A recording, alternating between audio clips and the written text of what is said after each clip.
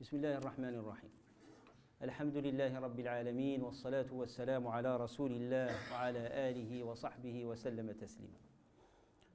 Nombreux sont les versets du Coran et les paroles du prophète sallallahu alayhi wa sallam, mais aussi son modèle et comment il a éduqué ses compagnons sur l'importance du cœur. Appelez-le le cœur ou l'âme comme vous voulez. En tout cas, ce qui fait notre humanité, et c'est que la révélation coranique et biblique est venue purifier, c'est d'abord l'état de notre cœur. Allah subhanahu wa ta'ala nous dit dans Sourate Al-Anfal, le verset 70, « Si Dieu connaît par l'état de votre cœur, votre sincérité, que vous voulez le bien, il vous accorde le bien. » C'est vrai que la sharia, en tant que culte, et surtout aspect normatif, sa finalité c'est de pacifier le corps et les émotions pour que le cœur reste éveillé en lien avec Dieu. Mais une fois que le cœur est purifié, c'est le corps qui suit. Donc il y a une interaction entre l'âme et le corps. Mais le plus important, et là où il faut mettre l'accent, c'est sur la purification du cœur.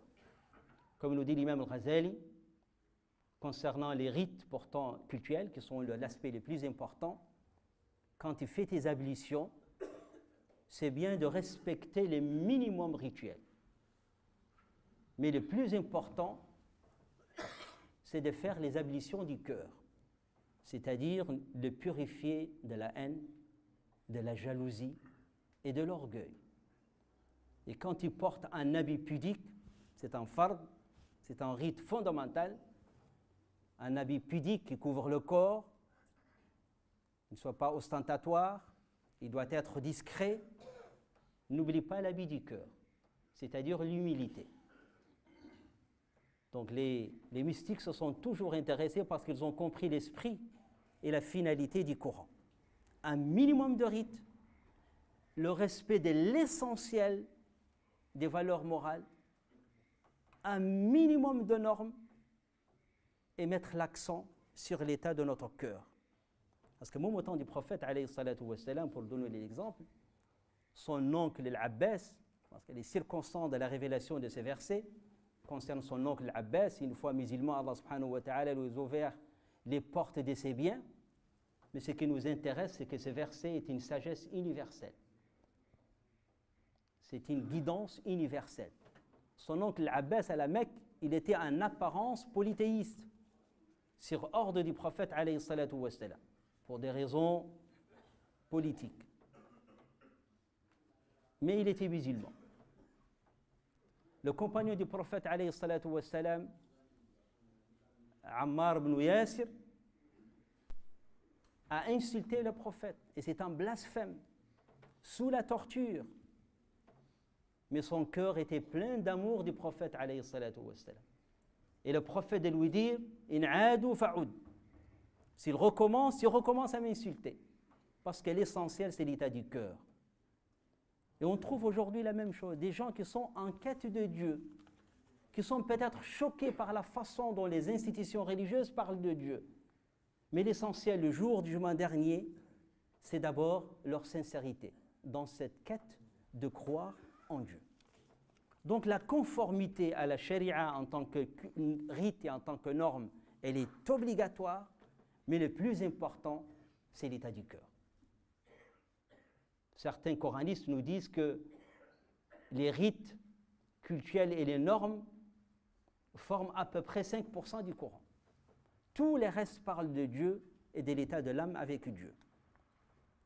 Mais comment maintenir notre cœur éveillé en lien avec Dieu alors que nous sommes entourés d'un océan de tentation? Eh bien, c'est le destin d'Allah subhanahu wa ta'ala. Le destin existentiel que le corps, une fois que l'âme, une fois qu'elle rentre dans ce corps, qu'elle est au contact de la matérialité du monde, qu'elle est soumise aux émotions, elle tend vers le mal. Il faut juste résister aux tentations, à la lumière du Coran, aidé par les anges. Ce qui importe pour Allah subhanahu wa ta'ala, c'est ta sincérité et ton effort. تعرض الفتن ala al-qulubi. Dans une autre version que je n'ai pas dit en arabe et qui me plaît beaucoup, il dit tu'radu al-fitan ala al-qulubi aoudan aouda. C'est-à-dire, chaque fois, tu es soumis aux tentations, mais si tu as l'intention sincère de résister aux tentations, Allah subhanahu wa ta'ala t'ouvre les portes de la guidance et les portes du bien. Même dans le domaine de la croyance, nous dit Cheikh Tariq Oubrou, que j'ai trouvé que c'est pertinent. Tu peux te tromper dans le domaine de la croyance, avoir une idée force de Dieu, et tu n'es pas responsable du moment où tu es sincère. Dans le domaine du culte, le fait de regrouper ses prières, mais tu as l'intention de prier à l'heure, mais il y a une contrainte extérieure qui t'oblige à rassembler tes prières, tu as tous les mérites de celui qui a prié à l'heure, y compris à la mosquée. Dans le domaine normatif, lorsqu'Allah subhanahu wa ta'ala nous dit وَمَا لَكُمْ أَلَّا تَأْكُلُوا مِمَّا ذُكِرَ اسْمُ اللَّهِ عَلَيْهِ وَقَدْ فَصَّلَ لَكُمْ مَا حَرَّمَ عَلَيْكُمْ إِلَّا مَا أُضْطِرُرْتُمْ إِلَيْهِ. Tout est là. Même à l'époque du prophète, parce que ce n'est plus le cas aujourd'hui, où il y avait ce qu'on appelle des rites alimentaires. Les gens sacrifiaient des bêtes pour leur divinité. Ce qui n'est pas le cas aujourd'hui. Il n'y a pas de rite alimentaire, il y a une éthique d'abattage. Même dans ce cas, en cas de contrainte, tu manges et tu dis Bismillah. Que dire dans une époque où il n'y a plus de rites alimentaires, mais plutôt des rites d'abattage ou une éthique d'abattage? C'est pour dire que oui au respect de Sharia comme rite et norme. C'est une obligation. Mais l'état du cœur est le plus important. Allah subhanahu wa ta'ala va d'abord nous juger sur l'état de notre cœur, sur notre sincérité et sur nos efforts. Et les maîtres soufis juraient, ils disaient Wallah al-azim, que si vous respectez le minimum de rites, les grands principes moraux, et que vous êtes sincère dans votre démarche, Allah subhanahu wa ta'ala vous ouvre les portes de la félicité. Pas simplement sur le plan spirituel, même sur le plan matériel.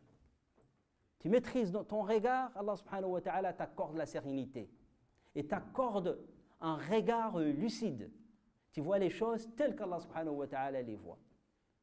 Tu préserves ta sexualité, Allah subhanahu wa ta'ala t'accorde des enfants pieux.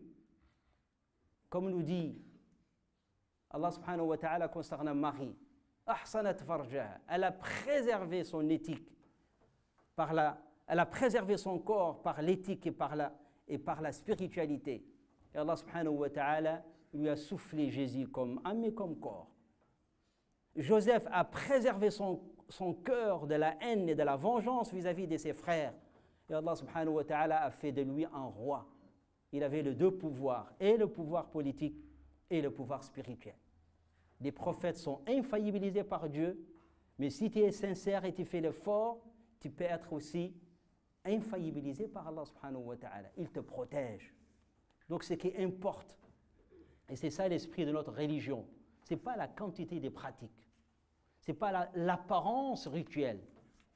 Ce qui doit nous insister, ce qui doit nous importer, le point sur lequel on doit toujours insister et travailler sur l'état de notre cœur pour que le cœur reste éveillé.